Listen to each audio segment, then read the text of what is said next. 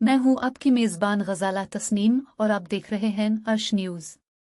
जैसा कि मैं पहले भी कह चुकी हूं कि सच्चाई को पेश करना हमारा फर्ज बनता है और सच्चाई को जानना आपका हक है। आज ऐसी ही एक सच्चाई लेकर हाजिर हुई हूं।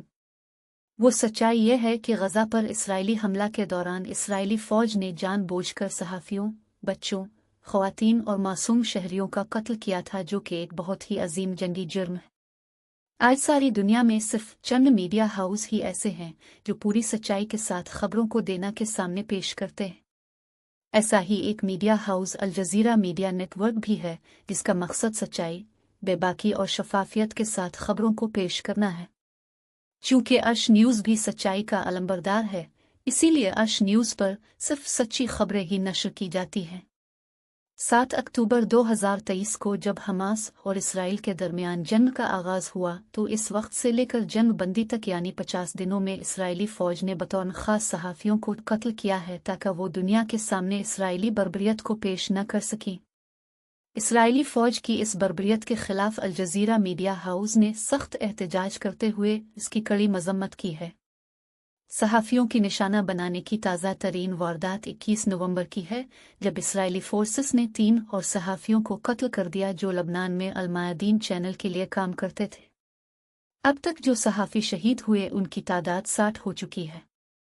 हालिया दिनों में जो सहाफ़ी शहीद हुए हैं उनमें गजा के प्रेस हाउस के director Bilal Jadallah, writer Mustafa al Sawaf, journalist Ala Hassouna आयत कदवरा, सारी मंसूर और हसूना सलीम शामिल हैं। ये सभी मकामी मीडिया के लिए काम कर रहे थे। ये भी याद रहे कि हमास के हमला में 1200 हलाक हुए थे, जबकि इसराइल के जवाबी हमले में 14,800 गजा शहरी शहीद हुए हैं, जिनमें आधे से ज्यादा बच्चे और ख्वातीन हैं। उनके अलावा 35,000 से ज्यादा जख्मी हुए हैं और अब भी इसराइली बमबारी से तबाहशुदा इमारतों के मलबे के नीचे बेशुमार शहरी आतो दबे हुए हैं, अब फिर मौत को गिले लगा चुके हैं। हालांकि अब 4 दिनों के लिए जंग बंदी हुई है, जिसमें से 2 दिन गुजर चुके हैं। अमरीकी सदर जो बाइडन कहते हैं कि जंग बंदी में मजीद इजाफा का इम्कान यकीनी है, लेकिन इसराइली वजीर आज़म नेतन्याहू का कहना है कि जिसे ही जंग बंदी का वक्त ख़त्म होगा, उनकी फौजें दोबारा गजा पर धावा बोल देंगी और हमास का खात्मा करके ही दम लेगी। गोया उनकी खून की प्यास अभी बुझी नहीं है, बल्कि वो वहाँ मजीद खून की होली खेलना चाहते हैं।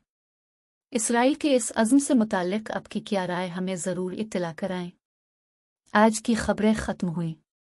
अब गजाला तस्नीम को इजाज़त दीजिए। अल्लाह हाफ़िज़, अपना ख्याल रखिए।